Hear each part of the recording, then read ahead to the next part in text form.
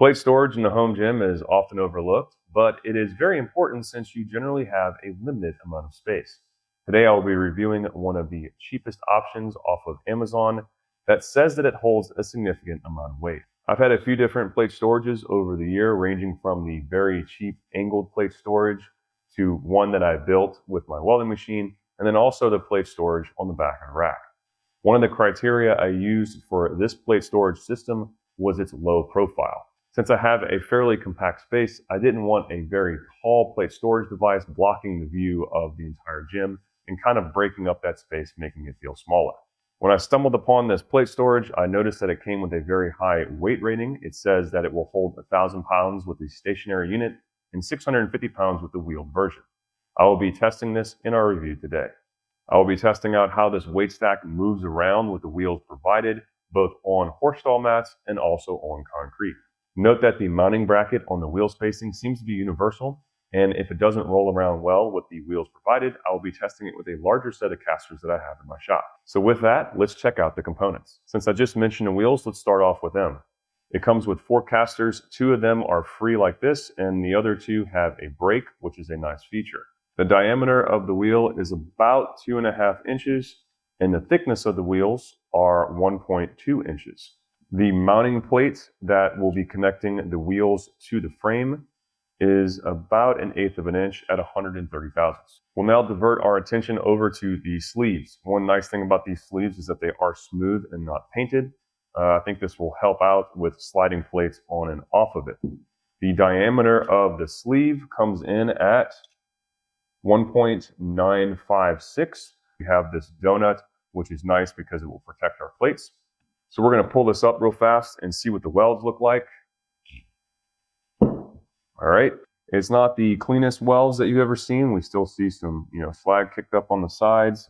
It's only welded on the top and the bottom. There's probably, 15% on both sides that aren't welded, which makes sense because it looks like the diameter of the pin is the same as the plate. You can also see that the plate is bent. This is probably due to the heat transfer to the plate causing some warpage after the welding. Even with that warpage and not a 100% weld all the way around, I think this is likely strong enough for what we're doing. Online, this thing was touted as having 11 gauge steel. So I'll go ahead and measure this part of it on the mounting bracket, and it is 128 thousandths. So that seems to be accurate. The total loadable length on these pins comes in at 11 inches. So keep that in mind if you're doing the math in your own gym. We'll go ahead and talk about one of the main uprights. When you move it around, you have some welding slag kind of going back and forth in there. I wouldn't say that's uncommon, especially on something cheap like this. But just know that you'll have a rainmaker, so to speak, when you're moving these guys around. One nice thing about these uprights is that they cap the top. I like that they did that. That's a nice touch. They welded this all the way around so you don't have an opening there. They also have a pillow block. You may be able to see it there, but this is a rubber pillow block inside of the bar holder. This is nice because it allows your bar to kind of land on something soft and not the metal at the bottom, thus preventing your bar from damage. The welds around this main cross member look actually better than the pins along these mounts here, all the way through. And then, of course, the welds on the cap look awesome. So overall, I'd say that this piece looks good. And then the last piece we'll look at here is one of the bottom feet. Now, this one, I wish they would have done a little bit more welding across these brackets. I have a feeling they didn't because they didn't want the weld to interact with the mounting holes for the wheels. But I would have wished that they've gone a little further there, or at least turn this guy around and place some welds across the bottom. But we'll see if it holds up. To help put these 2.5-inch casters in perspective, this is a 4-inch caster that I had in my shop. And it says on the side that these are rated for 330 pounds apiece. I think that the 650-pound rating for this storage system is due to the casters, not necessarily the steel. If you look at the stationary version, it's 1,000 pounds. If you look at the mobile version, it's 650. Some of that could be instability by bringing it up off the ground a little bit, but I have a feeling that these casters weren't rated for 1,000 pounds, and that's why they downgraded the unit's weight capacity. In the testing portion of this video today, I plan on loading up this system with about 1,000 pounds and testing them out with these 2.5-inch casters on both horse stall mats and on concrete, and then doing the same with these 4-inch casters. To speed up your assembly, I'd suggest putting it all together loosely first and then tightening at the end. A small cordless impact really comes in handy here and will cut your time down significantly. Once assembled, you'll notice the value of having locking casters when attempting to add your first plate, especially on smooth concrete. This phenomena is less pronounced when loaded up to a heavy weight or while on stall mats. All right, we have this guy loaded up to about 270 pounds on horse stall mats with the small wheels, and the movement is fine. And you can move this around, no problems with this low weight on the horse stall mats. The next step is going to be loading this thing up to some significantly heavier weights and just see how it moves around on the mats. Also, I'll be trying to move it over or traverse it over these cracks in the mats. I have some small mats in the front and the larger mat in the back, so we'll see if it can actually make it over the gaps in the mats. I know some small wheeled items have issues with doing that because the wheel wants to fall down in between the mats. So we'll see if that's the case with this system. So we're at about 540 pounds. Let's see how it moves around. Yeah, so you can see it's starting to get a little harder to move around. I'm having to use my body weight to move her. The wheels are definitely digging into the horse stall mat, and whenever they swivel, if they swivel counter to each other, it definitely gets harder to move. Now this is actually going to be a worst case scenario since these are small mats in the front here and they're not anchored down to the ground. So let's see, we're just going to go straight over it. Made it without an issue. You can see though that the mat's separated probably by around 1/4 of an inch, which if these were larger mats and they were either sandwiched in or taped down to the ground, it probably wouldn't have been as severe. So with that, I'm going to go back to the middle and put some more weight on here.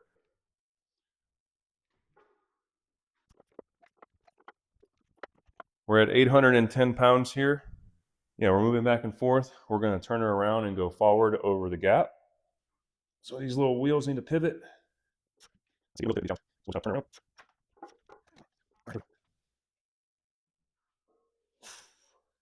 All right. We made it over the gap. So some initial observations at 810 pounds, which is significantly higher than the 650 that the wheeled version is rated for. It moves around on the horse stall mats, but I wouldn't say it's easy. You shouldn't have to be moving around your plate storage too often, but if you do, these little wheels on the horse stall mat could be a pain. As far as strength goes, seems like it's not breaking. So I'm going to go ahead and put over 1,000 pounds on it just to see if anything breaks and how it handles the 1,000 pounds. So first of all, I'm just going to wiggle it a little bit. You can see you got a little bit of movement, but I think most of that's in the wheels. All right. So it will move. It will move on horse stall mats with these little 2.5-inch wheels. You will get a workout doing it. I wouldn't say it is easy, but it will move, and it looks to be, pretty solid, honestly.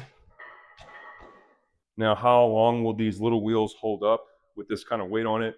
Moving it around frequently on mats with multiple direction changes, I do not know. But as of right now, it's doing okay. The next step will be unloading this guy and then putting some larger casters onto the unit and seeing how it performs. To make the unloading process easier, I'm going to move it out from inside the rack, and we're going to be coming off of this 3/4 of an inch horse stall mat onto this plate here to kind of give it a little step down, not the entire 3/4 of an inch. But this will act as another stress test for the system, and we'll see how it holds up with 1,000 pounds on it coming down off of a ledge here. So obviously this is not what it was designed to do.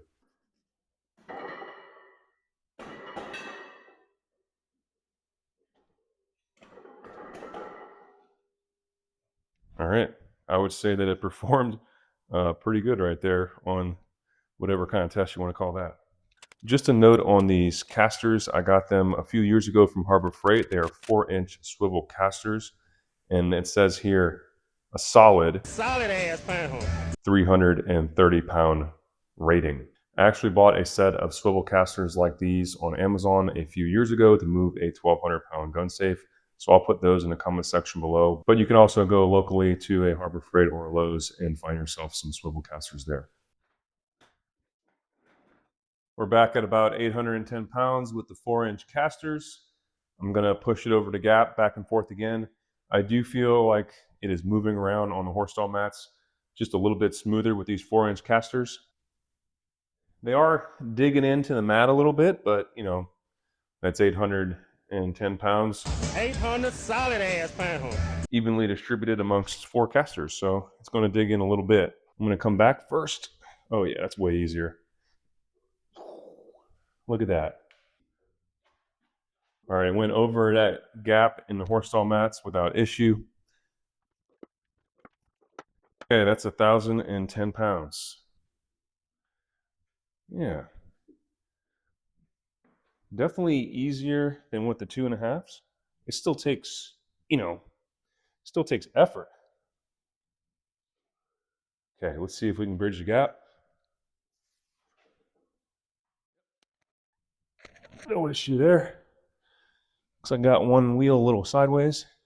And now we're going to come back.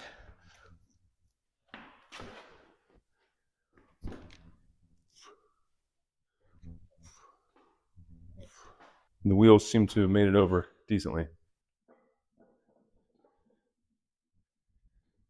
One thing's for sure, when you have this much weight on here, you don't need the locks, especially if you're going to be manipulating the weights on and off while it's on horse stall mats. The orientation of the casters matter. Once you get going in one direction, it's easy to move, but if they're all in different directions, or if you have to turn them around, it does get a little harder to move the assembly around. Nothing to it.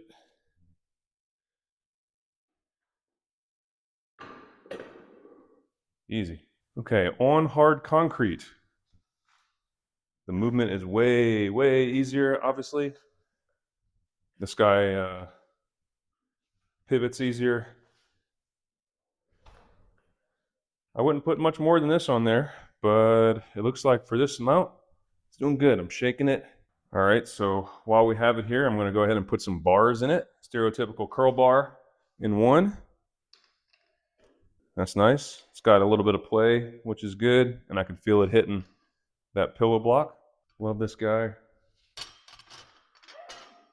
So one of the negatives of this system with a full-size bar and these 4-inch casters is the height that the bar will go. And if you're in a confined space, maybe a basement or a short garage, this is all the way up to 97 inches, which is taller than my 91-inch power rack. That could have been slightly smaller with the 2.5-inch casters, but it's still going to be up there. It's still going to be taller than my power rack. So that is definitely a negative of this storage system. Overall, the height of the weights comes out to about 41 inches. And then the width of the footprint from the end of the plate to the end of the plate is about 37 inches. So the advantages that you're getting in height, meaning that you can see over the system easily in your garage, you're going to be losing on the length of the floor space that it takes up. That is a trade-off that I'm willing to make because I like being able to kind of see everything. Everything the light touches is our kingdom. And I felt like a tall plate storage system would be restricting for my vision and make the place feel smaller. In comparison, this little tree that I built a while ago only has 4 pegs. It's sitting on a dolly from Harbor Freight, and its height is actually taller than the top plate here. So that kind of gives you an idea. If you had a Titan or Rogue tree that came up with another set of plates here, I mean, you're talking about 6 foot, somewhere in there in height. And if you put 1 or 2 of those in the middle of your space, it'll make that space feel smaller. So that's one reason at least why I opted for this shorter system. In summary, this cheap plate storage rack seems to be well built and is adequate for my needs. In my gym's current configuration, it sits with around 1,000 pounds on it right in front of my deadlift platform.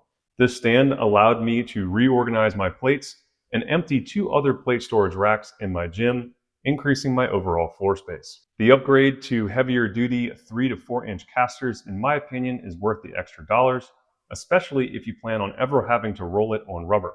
I really hope you all enjoyed this video. At the time of this recording, my channel here has 20 subscribers. So if y'all feel like these are high quality videos, please consider subscribing. Until next time, train hard.